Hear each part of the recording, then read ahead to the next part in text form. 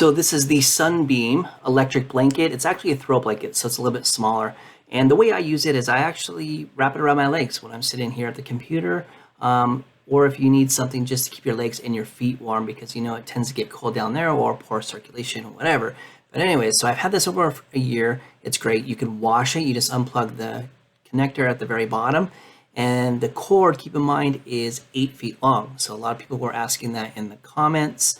And I'm going to also show you how many watts it pulls. It has 3 different settings. So it has low, medium, and high.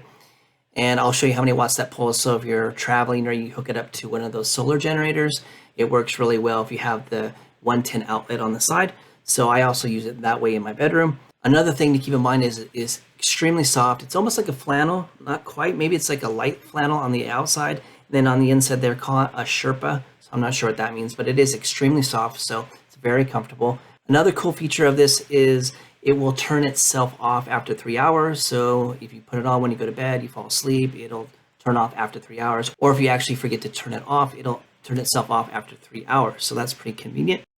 Okay, so if you want to know how many watts it's pulling, here it is in the low setting from cold. So I just turned it on, it hit 32 watts. So it sits around there. Eventually, as it warms up, it'll dial itself back. It'll sit around 15 watts on the low setting.